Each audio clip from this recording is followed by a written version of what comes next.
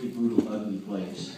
I'm grateful to be there. I never want to say that for one moment that it's not a profound honor for me. I don't know how in the world a roughneck like me stumbled onto the floor of the United States Congress, but I am grateful that I did. But I will tell you nevertheless, it is a very significant challenge, and it's wonderful to be back here with people like you that I know I have something in common, not just in the area of issues, but just sort of in the feeling towards America and toward your fellow human beings, and I appreciate it very much. Before I get started, I'd like to introduce a couple of ladies here. That everybody pretty much knows Sherry Farrington. She's been our field representative forever. And we've got my executive assistant from Washington, D.C. here, Lisa Teschler, here tonight, too. So if you can say hello. I appreciate them. You know what a leader is without followers or without people to help them find their way here. They're just a guy out taking a walk. And believe me, I would be a guy out wandering in the dark. And so I'm very grateful for all the help that I get. I see Jack Harper here tonight. And there's just, there's so many folks here that if I scan the audience, I probably recognize a good, I'd say maybe half of the faces that I've seen before. So I'm glad to be here. I'm going to try to be really brief here, opening up. Just talk to you just about a few things, maybe to catalyze your thinking, because I want to talk about what you want to talk about tonight. But I will start with this. Very fundamentally, no matter how many times you've heard this before from politicians, this next election is important beyond my ability to articulate to you. I know it's really easy for us to be partisan Republicans and beat up Democrats, and I do think that's a fine sport. But let me say to you, with all joking aside, if we don't change presidents, the greatest nation in the history of the world, the unipolar superpower of this planet, the greatest cultural, spiritual, political, scientific, military force for good in terms of a nation that has ever been on this planet, will be diminished demonstrably and maybe forever, and will become a regional power, and America will never be the same. So let me suggest to you that the implications are profound, the stakes are grave, and we absolutely must prevail in this next election. No matter what happens to us as members of Congress or even in the Senate, even though I believe the way the trends are now, I believe we're going to pick up members in the House, and I believe we're going to take the U.S. Senate. But all of that,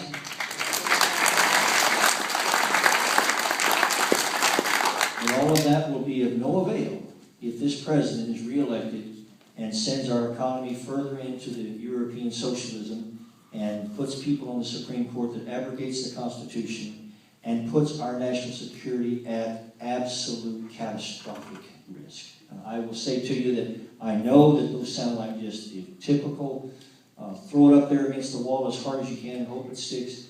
But all three of those areas are absolutely in front of us right now. And if we don't change presidents, any one of those three areas could be the death of the nation. But certainly it would be the turning point where America would go into decline. I think probably from now on. So let me say to you, it's time for this generation to step forward and to do everything it takes to make sure that we don't elect this man president again. Art Laffer was one of the economists in Ronald Reagan's cabinet, and he said something about Ronald Reagan. He said, you know why you were so successful, why everybody loved you so much? He said, because of your brilliance in choosing your four predecessors. Now, I'm just going to take off of that a little bit. Jimmy Carter was one of the ones that made Ronald Reagan such a breath of fresh air, wasn't he? And of course, I love Ronald Reagan. I think he's one of the greatest presidents who ever lived. He had a way of kind of inspiring our hearts. You knew that he loved America. You knew that he loved his fellow human beings. You knew he had a noble soul about him, And he was also pretty good at putting a verb and a noun together. But the truth is, he had something that was in his soul that all of us could see that inspired us. And Mr. Carter didn't, let's put it that way. And what is going to happen for the next president? Can you imagine after this president, this next guy could change the planet forever? It could be pretty wonderful. So we need to pay very close attention who we nominate.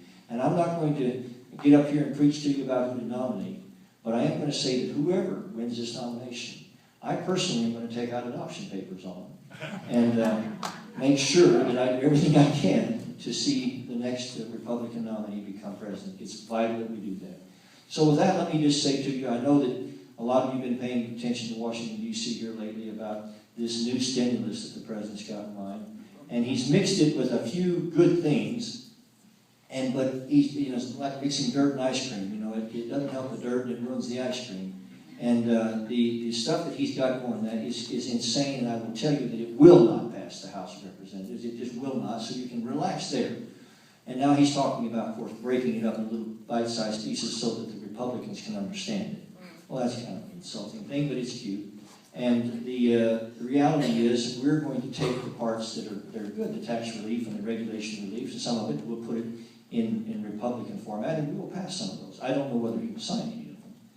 But the stimulus side of it, this president has spent us into absolute oblivion. I wish people were paying attention. We've had three $1.2, $1.3 trillion deficits in a row.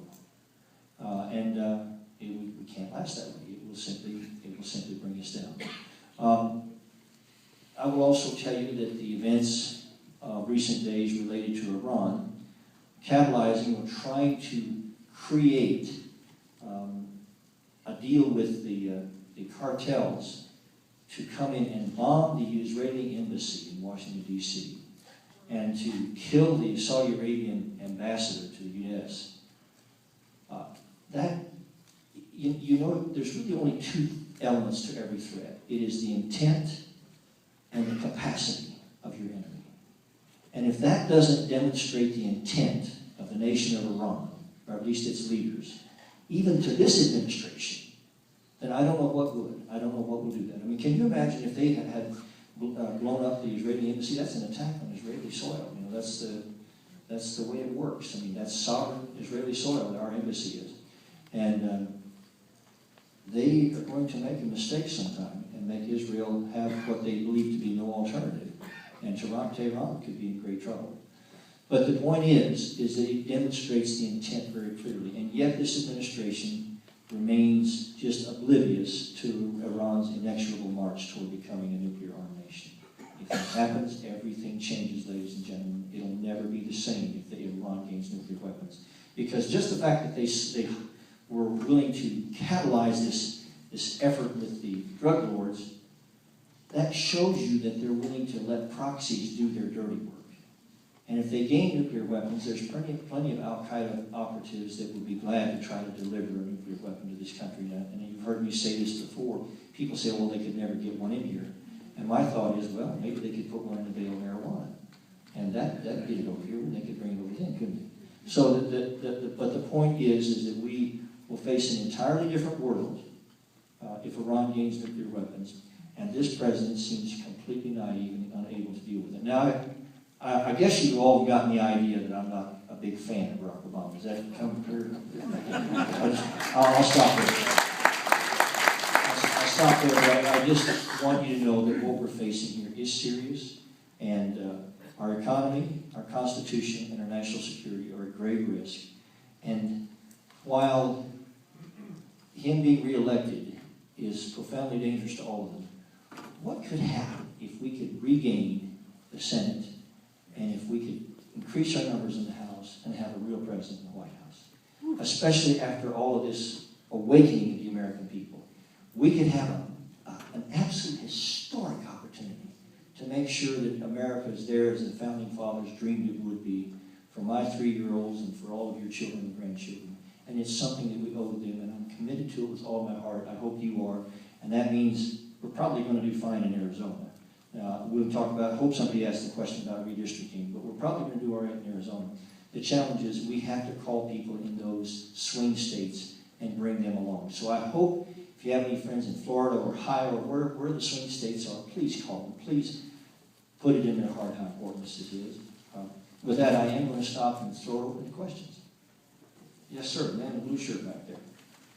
I'd like to address you as Mr. President.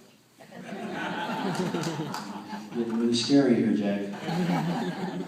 However, H.R. 822 is a bill that I'm very concerned about.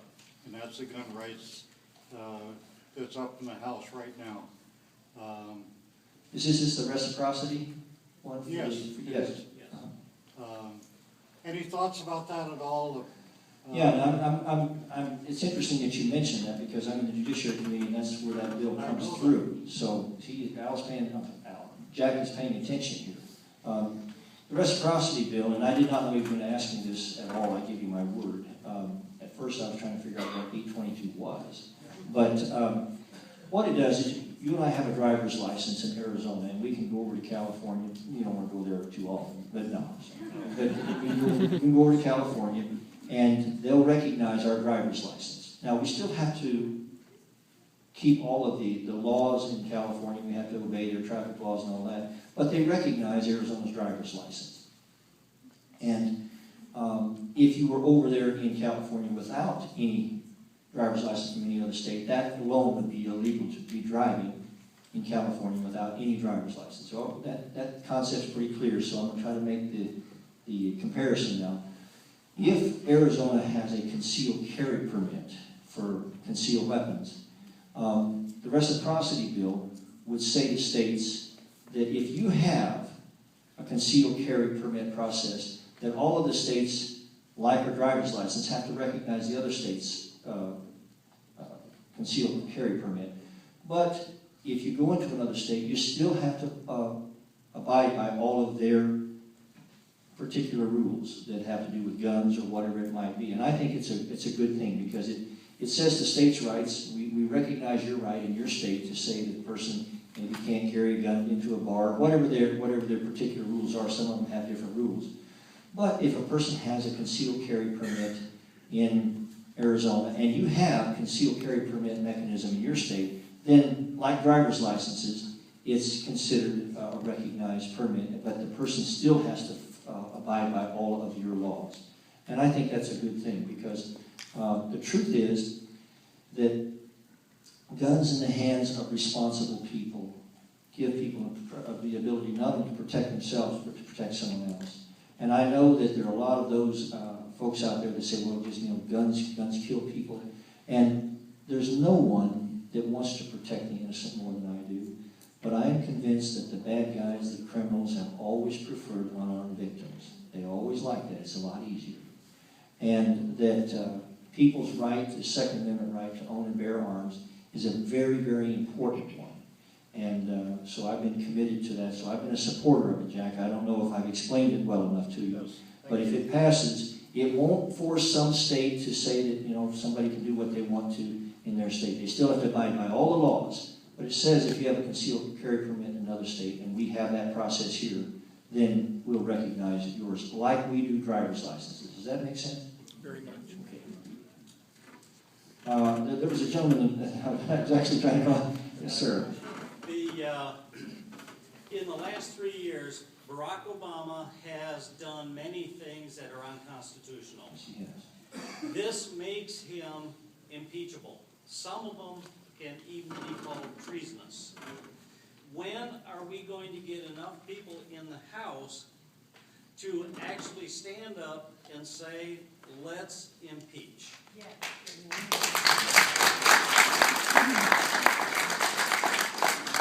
Well, my sentiments about Barack Obama, I think, have been established here at this point. But let me just say to you, to answer your question directly, I don't know when, but I know that we don't even have even close to enough that would do it now. And probably part of the reason is because they know that while we make the articles of impeachment in the House, that the Senate is the one that tries that impeachment. And with Harry Reid, there would be absolutely no chance of success. And the bottom line here is that we would have, of course, Joe Biden as president. And not that wouldn't be, I even think Joe Biden would be an improvement. And that's pretty scary stuff. When you have to stand up there and say that in front of people, you know it's going to be a pretty surreal world where Joe Biden would be an improvement to anything. But the point is, I'm convinced that what that would do is it would end up giving Barack Obama a way to cry the victim. And what we need to do is we need to beat Barack Obama as bad as any other president has ever been beaten in the next election, to completely dismantle this hellish, left-wing, socialist, unconstitutional